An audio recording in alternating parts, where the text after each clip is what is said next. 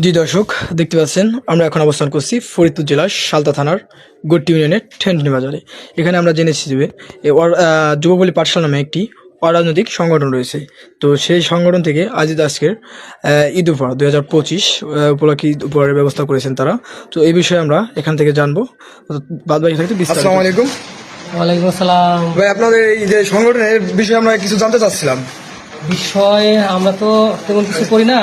ঈদের সময় একটু যে সমস্ত পরিবারের পাশে দাঁড়ানোর মানুষ নাই, ওই সমস্ত পরিবার দাঁড়ানোর পাশে দাঁড়ানোর একটু ক্ষুদ্র প্রয়াস বা সামান্য চেষ্টা, তারা যেন ঈদটা আমাদের মতো করেই করতে পারে, এরকম একটা প্রত্যাশায় সামান্য একটু উদ্যোগ আমাদের সাত যতটুকু সামর্থ্য তার চেয়ে কম, এর মধ্য থেকে আমরা চেষ্টা করি মানুষের পাশে দাঁড়ানো। এটা তো আমাদের মতো সবাই যেন তার নিজের অঞ্চল থেকে যদি এরকম মানুষের পাশে দাঁড়ায়, তাহলে দেশব্যাপী সমস্ত অভাবনটনী মানুষ বা যে কষ্টের মানুষ ছিল তারা আমাদের মতো ঈদের আনন্দ ভোগ করতে পারবে।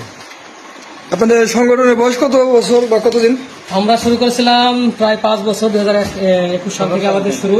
তো আমাদের পিছনে আরো অনেক সময় গেছে, কিন্তু সাংগঠনিকভাবে বা রেজিস্ট্রেশনভাবে শুরু আমাদের প্রায় 5 বছর চলে। আমাদের কার্যক্রম যদি ধরতে যায় তাহলে প্রায় 10 বছর আমাদের কার্যক্রম চলমান। 5 বছর আগে রেজিস্ট্রেশন সরকার নিবন্ধন পেয়েছে। কতগুলো পরিবারের এখানে কতগুলো পরিবারের জন্য? এখানে আমাদের আজকে যাচ্ছে 60টা পরিবার, এবং আগামীকালকে আরো কিছু যাবে, এবং আরো কিছু তালিকা চলমান। তো ওভারঅল মানে শেষ না হওয়া পর্যন্ত আমরা সঠিক তথ্যটা দিতে পারতেছি না যে কতগুলো পরিবারের কাছে যাচ্ছে। জি, আমরা এখন রাসেল ভাই এবং এক ভাই বড় ভাই আছে, তার কাছে আমরা কিছু জানবো এই সংগঠনের উপলক্ষে। যে ভাই, আপনি কিছু বলেন। আমাদের যুবপল্লী পাঠশালা হচ্ছে একটা অরাজনৈতিক সংগঠন। এখানে কোনো রাজনৈতিক অনুদান আসে না, এটা আমাদের নিজেদের অর্থায়নে আর কি চলে।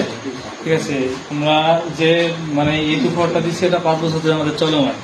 ইনশাল্লাহ যতদিন থাকবে ইনশাল্লাহ চেষ্টা করবো এটা দেওয়ার জন্য। আমাদের উদ্দেশ্য হচ্ছিল যারা সমাজে অসহায় মানুষ আছে তাদের পাশে দাঁড়ানো, এটা হচ্ছে আমাদের মূল লক্ষ্য। তাতে আমাদের কোনো অন্য কোনো উদ্দেশ্য নয়। আমাদের কার্যক্রমটা সারা বছর ব্যাপী থাকে, তারপরে ঈদের দিকে আসলে আমরা একটু কার্যক্রমটা বেশি করেন আর কি। সারা বছরই আমাদের আপনাদের আশা যে ঈদ যেমন আমরা ঈদ উদযাপন করবো, সবাই যাতে সেভাবে ঈদ উদযাপন করতে পারে, এদের আনন্দটা আমরা একটু ভাগাভাগি করার চেষ্টা করি আর কি।